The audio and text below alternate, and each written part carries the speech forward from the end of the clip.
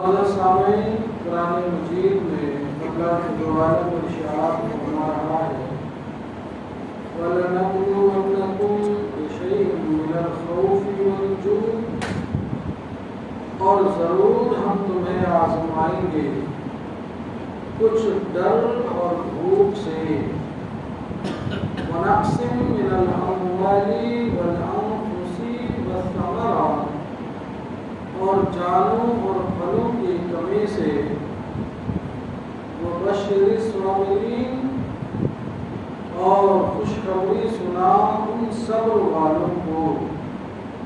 کون سے صبر والے؟ رب کائنات خود ہی تفصیل فرما رہا ہے الذین اذا اصابتهم مصیبہ، کہ جب ان پر کوئی مصیبت پڑے قالوا انا للہ وانا الیہ راجعون، تو کہیں ہم اللہ کے مال ہیں اور ہم کو اسی کی طرف پھرنا۔ یعنی مومنین پر جب کوئی مصیبت آتی ہے، کوئی تکلیف آتی ہے، جان و مال یا اولاد کا نقصان ہوتا ہے، تو یہ اہل ایمان والے اور مومنین کیا کہتے ہیں؟ قالوا انا للہ وانا الیہ راجعون، ہم اللہ کے مال ہیں اور ہم کو اسی کی طرف پھرنا ہے۔ یعنی اگر مال کا نقصان ہوا تو اللہ نے دیا تھا، لے لیا، اگر جان کا نقصان ہوا تو رب نے دیا تھا، لے لیا، اگر جان و حشمت کا نقصان ہوا رب نے دیا تھا، لے لیا۔ اگر انسان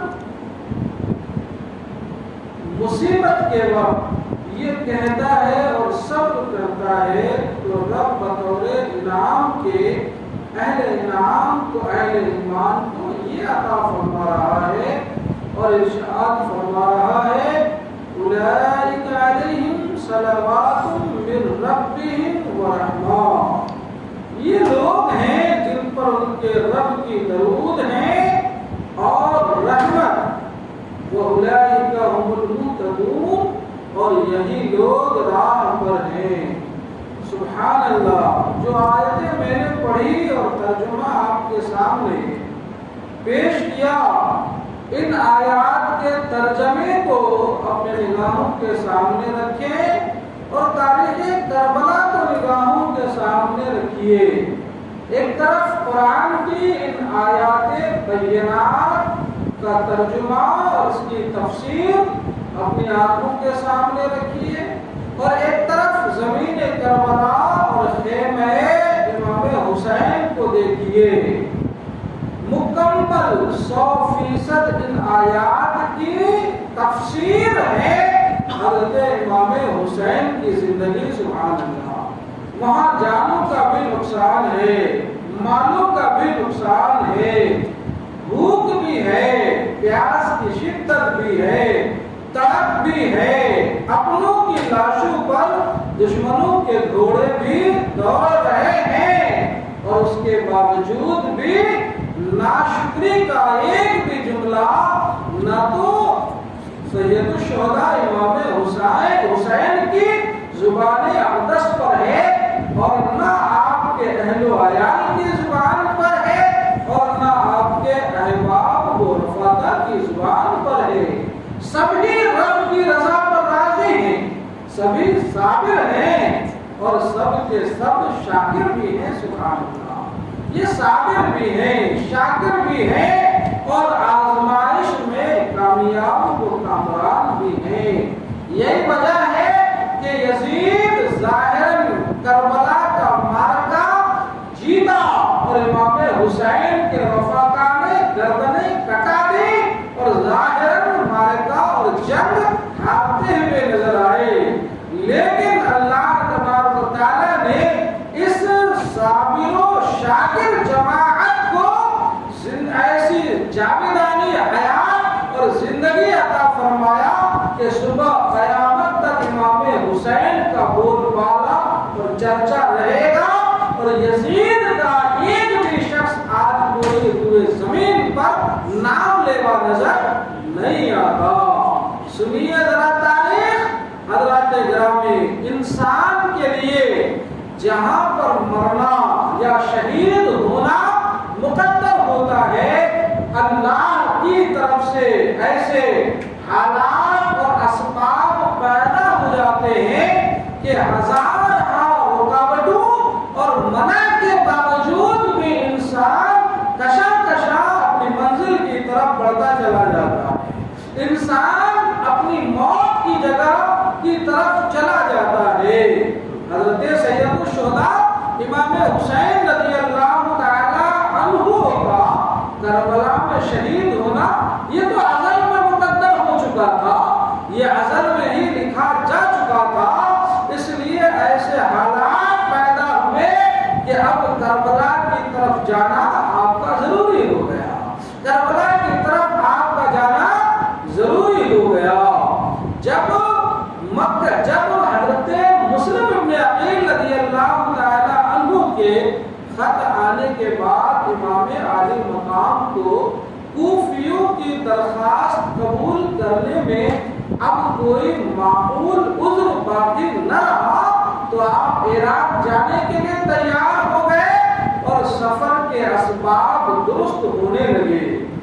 آپ ذرا تاریخ کو نگاہوں کے سامنے رکھیے، جب حضرت سید الشہداء امام حسین اپنے اہل خانہ کے ساتھ عراق جانے کے ارادے سے سامان سفر باندھنے لگے اور سفر کی تیاری کرنے لگے تو اجل کبار صحابہ کرام نے آپ کو بڑی سختی سے منع کیا اور روکنے کی کوشش کی کہ آپ کے سامنے تجربہ شاہد ہے، شیعان علی کوفہ میں رہتے ہیں، لیکن ان شیعان علی نے علی کے ساتھ وفاداری نہ کی، حسن مصطفیٰ کے ساتھ وفاداری نہ کی، یہ تو دنیاوی مال و دولت کی حریص قوم ہے اور جو ہے یہ انتہائی بزدل قوم ہے، یہ آپ کے ساتھ وفا نہ کرے گی۔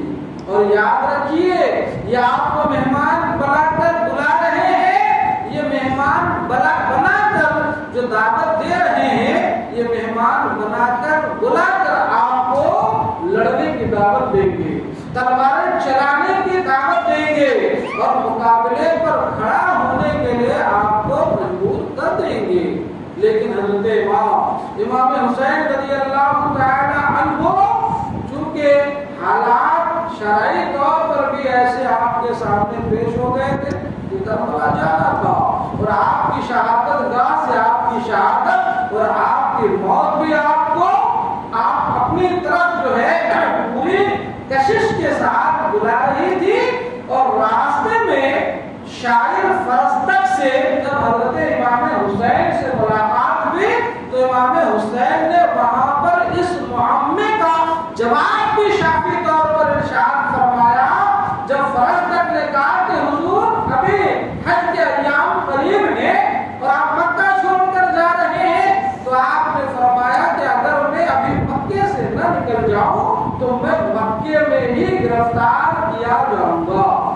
اب آپ کے ذہن میں یہ بات نہیں آنی چاہیے کہ مکے میں گرفتار ہونے کے ڈر سے امام چلے گئے، نہیں، سرکار دو جہاں صلی اللہ علیہ وسلم کی ایک حدیث پاک ہے، حضور نے فرمایا کہ ایک میڑھا جو ہے حرم کعبہ میں ذبح کیا جائے گا جس کی وجہ سے حرم کعبہ کی بے حرمتی ہوگی، اور میں وہ میڑھا بننا نہیں چاہتا ہوں کہ حرم کعبہ میں میری وجہ سے پورے ضیاء ہو اور خون بہے۔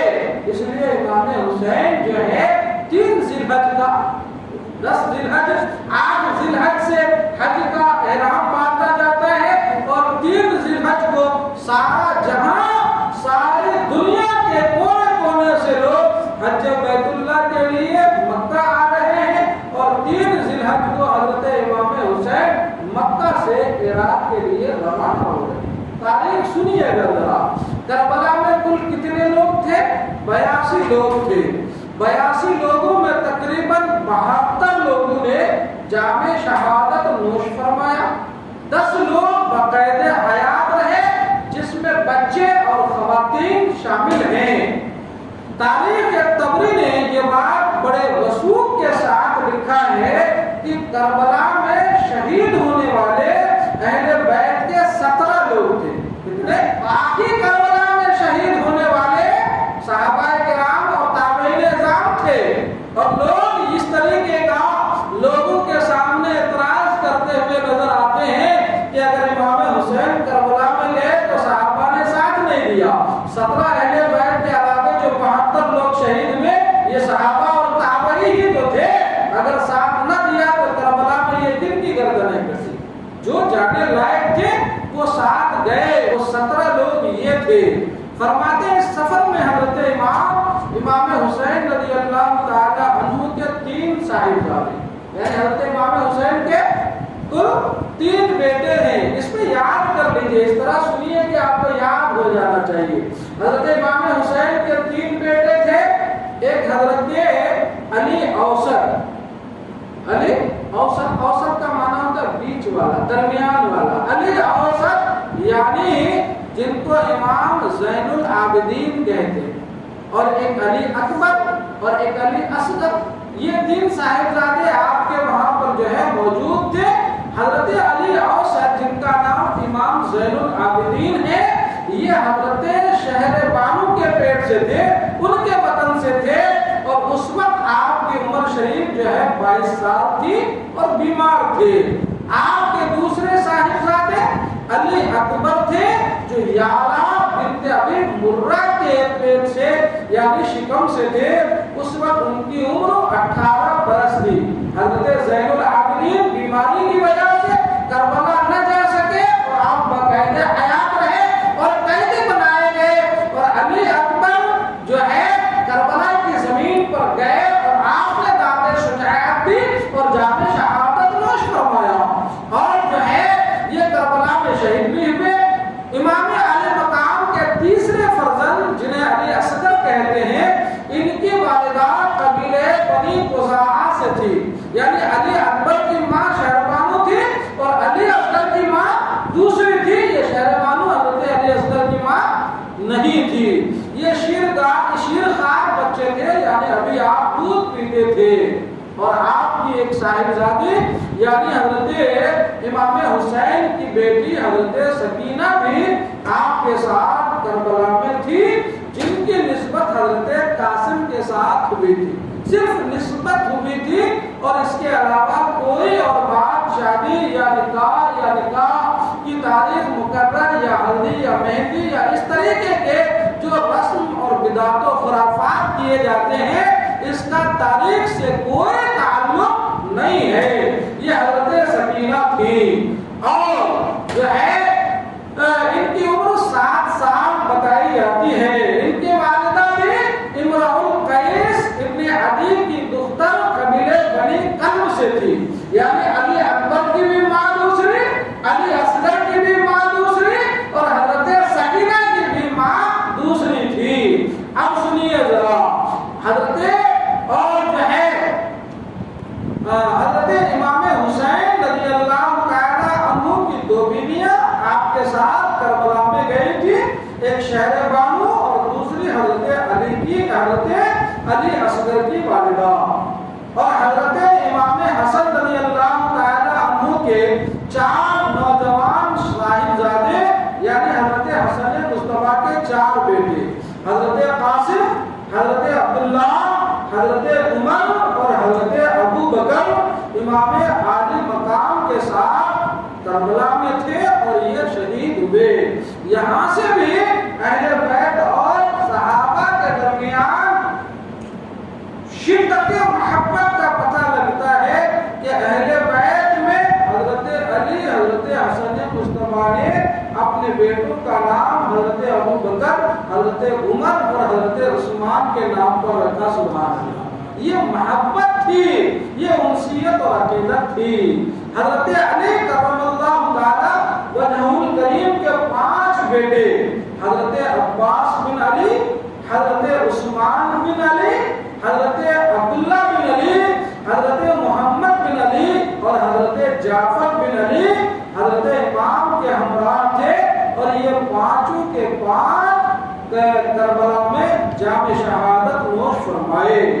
اور حضرت عقیل کے بیٹوں میں سے حضرت مسلم، جو ابھی کوفہ میں جن کی تاریخ آپ نے سنی، حضرت مسلم ابن عقیل، یہ تو حضرت امام کے کربلا پہنچنے سے پہلے کوفہ میں شہید ہو چکے تھے۔ اور 3 بیٹے حضرت عبداللہ، حضرت عبدالرحمن اور حضرت جعفر امام کے ہمراہ یہ بھی جو ہے کربلا میں شہید ہوئے۔ اور حضرت جعفر طیار کے 2 پوتے حضرت محمد اور حضرت عون، جو حضرت زینب رضی اللہ تعالی عنہ کے دونوں بیٹے تھے، یہ امام جعفر طیار کے پوتے اور حضرت زینب رضی اللہ تعالی عنہ کے بیٹے تھے۔ الگ جو ہے اس طریقے سے کل 17 اہل بیت اطہار جو ہے کربلا میں شہید ہوئے، اور باقی کچھ جو ہے بقید حیات رہے اور قیدی بنا کر جو ہے لائے گئے۔ ان کے علاوہ کربلا میں شہید ہونے والوں میں صحابہ اور زیادہ تر جو ہے تابعی تھے۔ اب وہ حضرت امام حسین رضی اللہ تعالی عنہ کا قافلہ جاتے جاتے جب مقام حاجر ایک جگہ آتی ہے وہاں پہنچے، تو وہاں پہنچنے کے بعد حضرت امام حسین نے اپنے ایک بڑے ہی معتمد، جن کا نام قیس بن مسحر سیدابی تھے، ان کو اپنا خط اور پیغام لکھ کر جو ہے یہ اس کی طرف ابن زیاد کی طرف کیا کر دیا، روانہ کر دیا۔ یہ حضرت امام حسین کا خط لے کر جو ہے قادسیہ پہنچے، تو وہاں پر ابھی قادسیہ پہنچے تھے کہ انہوں نے پہلے ہی قادسیہ میں ابن حسین ابن نمیر ایک شخص جو عدو اہل بیت تھا، اس کے ساتھ 500 لوگوں کا دستہ بنا کر جو ہے مستعد کر دیا تھا کہ امام حسین کی حمایتوں میں سے کوئی یا امام حسین کے چاہنے والوں میں سے کوئی کوفہ نہ پہنچ سکے۔ جب حضرت قیس وہاں قادسیہ پہنچے تو ان لوگوں نے انہیں گرفتار کر لیا، اور گرفتار کر کے ان کو جو ہے ابن زیاد کے پاس لے کر گئے۔ ابن زیاد کے پاس جب لے کر گئے، ذرا سنیے گا، جن کے سینے میں اہل بیت اطہار کی محبت کی شمع روشن ہوتی ہے نا، انہیں اپنی جان کی کبھی پرواہ نہیں ہوتی۔ ذرا عشق دیکھیے جناب قیس کا، انہیں گرفتار کیا گیا، پکڑ کر ابن زیاد کے پاس لے جایا گیا۔ ابن زیاد نے کہا اسے گورنر ہاؤس کی چھت پر لے جاؤ، اور ان سے کہا گیا کہ تم گورنر ہاؤس کی چھت پر جا کر کھڑے ہو کر امام حسین اور امام حسین کے گھر والوں کو برا بھلا کہو۔ اگر امام حسین اور حسین کے گھر والوں کو برا بھلا کہو گے تو ہم تمہیں آزاد کر دیں گے، چھوڑ دیں گے، اور اگر تم نے امام حسین اور ان کے گھر والوں کو برا بھلا نہیں کہا تو تمہارا انجام بد سے بدترین ہوگا۔ حضرت قیس کو جب پکڑ کر چھت پر لے جایا جانے لگا نا، تو درود اور استغفار کی کثرت کرتے ہوئے انتہائی جرأت مندانہ قدم اٹھاتے ہوئے چھت پر مسکراتے ہوئے پہنچے۔ دشمن بھی حیران تھے، ظالمین کے پنجوں میں پھنسے ہیں، گردن کی بات آئی ہے، چہرہ مرجھانا چاہیے اور ہمارے خوف کے سینے میں دل دھک دھک کرنا چاہیے، بجائے اس کے کہ چہرے پہ خوف اور دہشت کی ہوائیاں اڑے، بجائے اس کے مسکرا رہا ہے۔ کیا جرأت مندی تھی اور کیا عشق و محبت تھی۔ وہاں چھت پہ چڑھ کر لوگوں کو مخاطب کر کے آپ نے ایک تقریر شروع کی، اور جب تقریر شروع کی تو تقریر یہاں سے کی کہ اے لوگوں سنو، نواز رسول حضرت حسین ابن علی رضی اللہ تعالی عنہ اس وقت خلق خدا میں سب سے بہترین شخص ہے۔ سبحان اللہ، دنیا میں امام حسین سے زیادہ بہتر کوئی نہیں ہے۔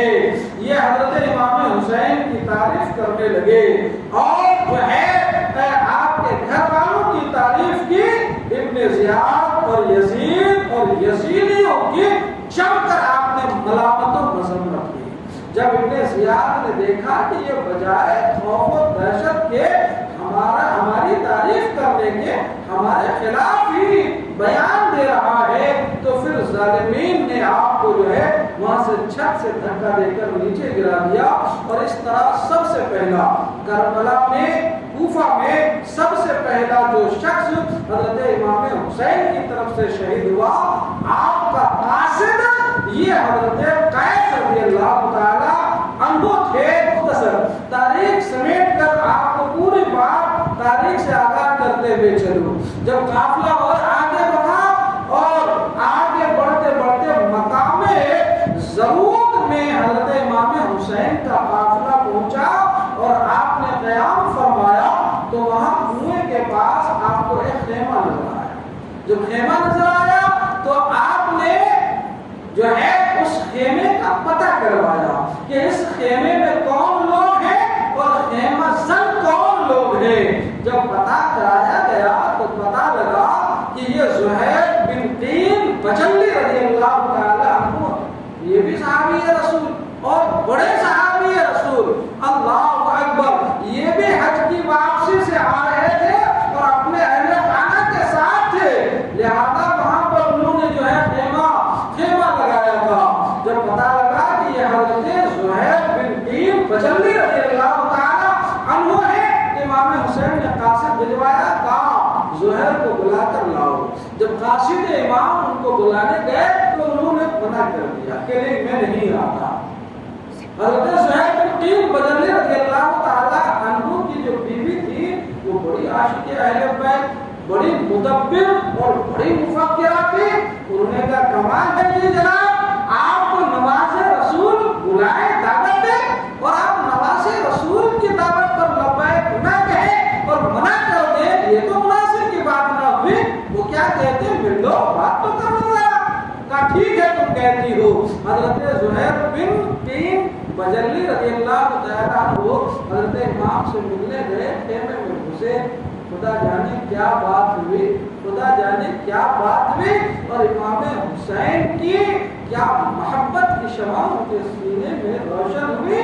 खेमे से बाहर आए, अपने खेमे में आए और अपने खेमे में आने के बाद हुक्म दिया कि खेमा तोड़ा जाए, उनके सामान समेटे जाए। सारे सामान समेटे गए और समेटने के बाद खेमे वालों को खेमे का सारा साजो सामान सपुर्द किया और उन्होंने अपनी बीवी को तलाक दे दी। तलाक देने के बाद कहा कि तुम्हारा भाई साथ में है, अपने भाई के साथ तुम अपने मायके चली जाओ और खेमे वाले तुम अपने घर को चले जाओ। अब तुम्हारी हमारी ये आखिरी मुलाकात है, अब हमारी तुम्हारी मुलाकात होने वाली नहीं है। और ये कहकर हजरत ज़ुहैर बिन तीन बजली रज़ियल्लाहु ताला अन्हु हजरत इमाम हुसैन रज़ियल्लाहु ताला अन्हु से जाकर मिले और हजरत ज़ुहैर बिन तीन ने एक रिवायत बयान की कि जब हम जंगे बलंजर या बिलंजर में हजरत सलमान फारसी रज़ियल्लाहु ताला अन्हु की सरकर्दगी में जंग लड़ने गए थे। ये हजरत सलमान फारसी वो हैं जिन्होंने 120 साल की उम्र में ईमान कबूल किया था और सरकार ने फरमाया था सलमान फारसी अंता अहले बैत, ऐ सलमान फारसी तू मेरा अहले बैत है, सुभान तू मेरा अहले बैत है। ये सलमान फारसी का मकाम है। हजरत सलमान फारसी ने उस वक्त जो है अपनी निगाहें मुदब्बिराना से देखकर हजरत ज़ुहैर बिन तीन बजली से फरमाया था आज हमें फतह हुई और माल मिला, माले गनीमत से खुशी हुई कि नहीं?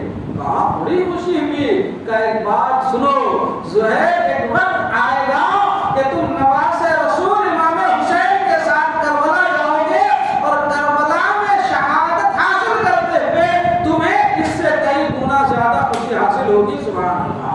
और ये वो मौका आ गया और अलगरज हजरत ज़ुहैर इमाम हुसैन के साथ रहे और करबला में जाकर जाम शहादत नोश फरमाया। हजरत इमाम हुसैन का नूरानी काफिला सफर पर अपनी मंजिल की तरफ बढ़ता चला जा रहा है।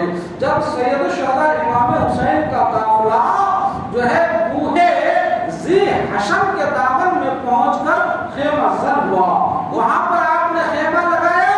वहां पर आपका खेमा लगाना और गुर बिन یزید تمیمی کا 1000 لشکر کو لے کر آپ کو گرفتار کرنے کے لیے وہاں پہنچنا. حضرت امام حسین کا خیمہ یہاں ذی حشم میں خیمہ زن ہے, ادھر غرب بن یزید تمیمی 1000 لوگوں کو ابن زیاد کی طرف سے لے کر آیا امام حسین کو گرفتار کرنے کے لیے, اور وہاں آ کر ملاقات ہو گئی. تاریخ لکھنے والے لکھتے ہیں, سنیے تو ذرا کیا حضرت امام حسین رضی اللہ تعالی عنہ کی اخلاق حسنہ اور میرے مصطفیٰ کی کیا تعلیم پائے ہوئے تھے. وہ لوگ جب وہاں پہنچے تو دوپہر کا وقت تھا, چلچلاتی دھوپ تھی, گرمی کی تپش تھی, اور عرب کے جلتے صحرا جن کی گرم ہواؤں کے تھپیڑوں سے لوگوں کے چہرے جھلس رہے تھے, ایسے عالم میں وہ بھی کون نور بن یزید 1000 لوگوں کو لے کر پہنچا ہے امام حسین کو گرفتار کرنے کے لیے. امام حسین نے پوچھا معلوم کرو کون ہے, پتہ لگا کہ یہ حر ابن یزید ہے جو ہم لوگوں کو گرفتار کرنے آیا ہے. ہمارے امام نے فرمایا وہ بعد میں دیکھی جائے گی, ابھی مسافر سفر سے آیا ہے, دیکھو پیاس سے ان کے چہرے جھلس رہے ہیں, ان کے جانور تڑپ رہے ہیں, ہمارے پاس پانی موجود ہے, پہلے ان کی پانی پلا کر پیاس تو بجھائی جائے. سبحان اللہ, پیاس تو بجھائی جائے. سارے لوگوں کو پانی پلایا جاتا ہے, ظہر کا وقت ہوتا ہے, مؤذن اذان دیتے ہیں. میرے امام حسین نے غرب بن یزید تمیمی سے کہا کہ بتاؤ تمہارا کیا ارادہ ہے, نماز ہمارے پیچھے پڑھو گے یا الگ سے پڑھو گے؟ غرب نے کہا نماز تو ہم آپ ہی کے پیچھے پڑھیں گے, نماز تو ہم آپ ہی کے پیچھے پڑھیں گے. الغرض جو ہے ظہر کی نماز حضرت امام کے پیچھے غرب بن یزید نے پڑھا. وقت گزرا, عصر کا وقت ہوا, پھر اذان ہوئی, پھر امام نے فرمایا نماز کی تو کس کے پیچھے پڑھو گے؟ انہوں نے کہا نماز تو ہم آپ کے ہی پیچھے پڑھیں گے. پھر عصر کے وقت بھی جو ہے انہوں نے حضرت امام حسین رضی اللہ تعالی عنہ کے پیچھے نماز ادا کی. جب عصر کی نماز ہو گئی تو حضرت امام حسین رضی اللہ تعالی عنہ اپنے خیمے سے باہر تشریف لے آئے, اور جو ہے اہل خیمہ کے سامنے پرمغز خطاب فرمایا. لیکن وہ خطاب اس لیے تھا کہ اپنے عشاق اور وفاداروں کو یہ بتا رہے تھے امام کہ یہ لڑائی میری اور یزید کی تلوار میرے خون کی پیاسی ہے, تم سے اور تمہاری گردن سے انہیں کوئی واسطہ نہیں. میری طرف سے تمہیں اجازت ہے, جہاں چاہو جدھر چاہو جس منزل کی راہ پر جانا چاہو میری طرف سے کھلے دل سے اجازت ہے. لیکن عشاقان اہل بیت نے کہا حضور آپ سے الگ ہو کر ہماری زندگی بھی کوئی زندگی ہے, ہماری زندگی آپ کے قدموں میں اور ہماری موت بھی آپ کے قدموں میں. سبحان اللہ, یہ وفاداری حضرت امام کے عاشقوں نے نبھائی. اب قافلہ امام حسین کا صرف امام حسین کا قافلہ نہیں ہے, امام حسین کا قافلہ ہے, اور اس کے اوپر اب غرب بن یزید کی نگرانی ہے جو حضرت امام کو گرفتار کرنے کے لیے آیا تھا. اس کی نگرانی میں اب قافلہ آگے بڑھا. قافلہ چلتے چلتے جب نینوا کی وادی میں پہنچا,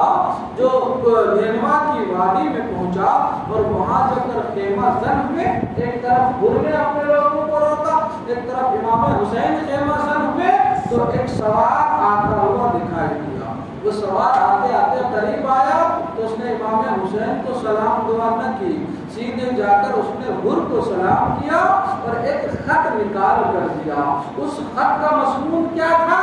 یہ جناب غرب نے خود امام حسین سے کہا کہ ہمارے پاس دیکھیے ابن زیاد کی طرف سے اس کا قاصد آیا ہوا ہے, اور ایک مکتوب ہے, اس میں لکھا ہوا ہے کہ ہم آپ کو جو ہے یہاں سے کدھر بھی نہ جانے دیں, اور آپ کو ہم کربلا میں ایسی جگہ پر رکنے پر مجبور کریں جس کے گرد و نواح میں پانی کا کوئی نام و نشان نہ ہو.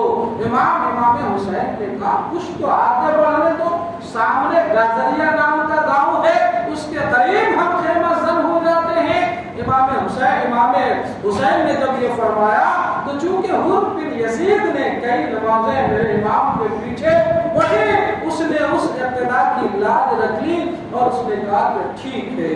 قافلہ بڑھتے بڑھتے کچھ دور آگے نکلا، اور جو ہے کچھ دور آگے نکلا تو حضرت امام حسین رضی اللہ تعالی عنہ نے اس جگہ کا نام پوچھا۔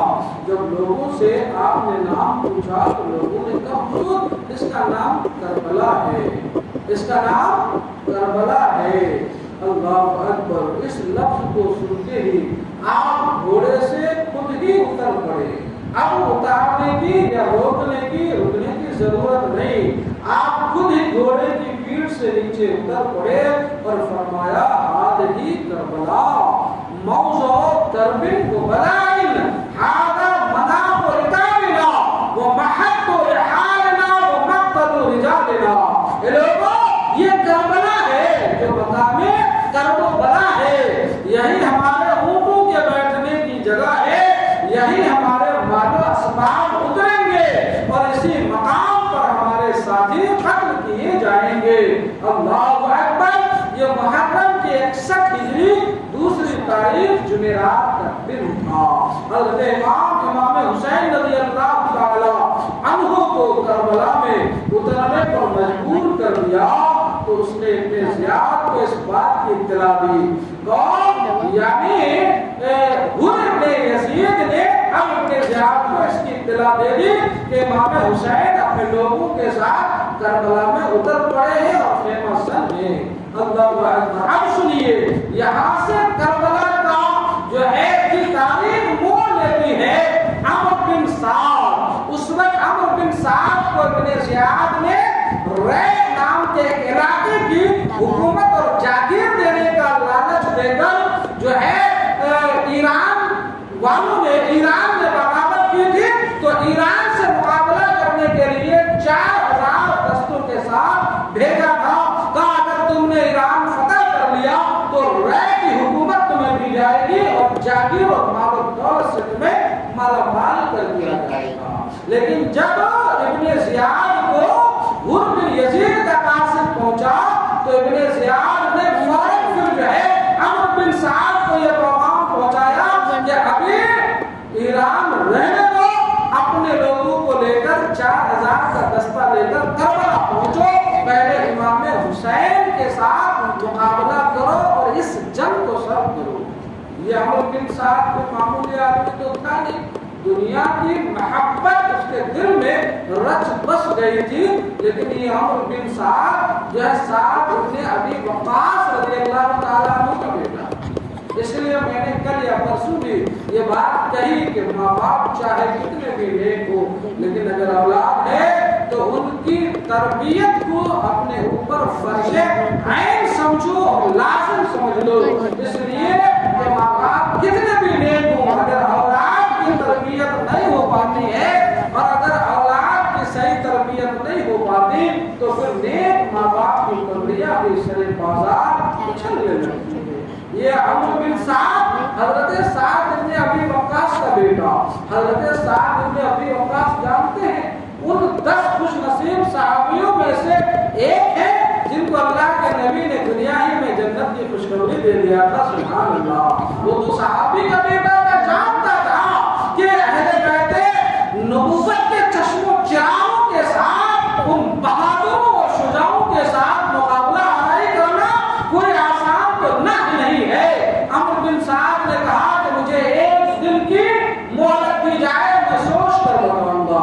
ایک دن کی مہلت دی گئی، ایک دن تک سوچتا رہا، لیکن دنیا اور دنیا کی حکومت اس پر غالب رہی، حرص اس کے اوپر غالب رہا اور وہ تیار ہو گیا۔ الغرض وہ 4000 فوجی کا دستہ جو ایران والوں کے ساتھ مقابلہ آرائی کے لیے نکلا تھا ان کو لے کر کربلا پہنچا اور اہل بیت اطہار کے چشم و چراغ کے مقابلے میں کھڑا ہے۔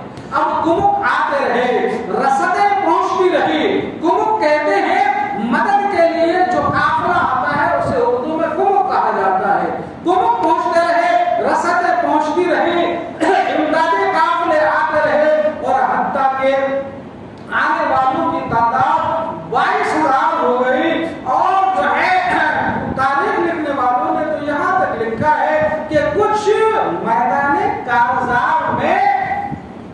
میدان کارزار میں جو فن حرف و ضرب سے واقف کار تھے ان کی تعداد 22,000 تھی، ورنہ اور لوگوں کے ملا کر اگر گنتی پوری کی جائے تو 40,000 کا مجمع تھا۔ اللہ اکبر، 40,000 کا مجمع تھا۔ کہاں ایک طرف 82 نفوس قدسیہ، ان میں سے بچے، بیمار، عورتیں، اور پھر جو ہے ان کے پاس نہ تو آلات حرب و ضرب ہیں، نہ اسلحے ہیں، اور نہ طاقت و قوت ہے۔ 3 دن سے پانی بند کیا ہوا ہے، کھانے کی جو ہے قلت ہے، پیاس کی شدت ہے اور نہتے ہیں، اس کے باوجود اہل بیت اطہار کے شجاعوں کی شجاعت کا ایسا ڈنکا عالم کے کونے کونے میں بجا ہوا تھا کہ آپ کے مقابلے میں 2 گنا، 4 گنا، 5 گنا، 10 گنا، 100 گنا نہیں بلکہ 100 گنا سے بھی زیادہ لوگوں کو کربلا کی زمین پر اتار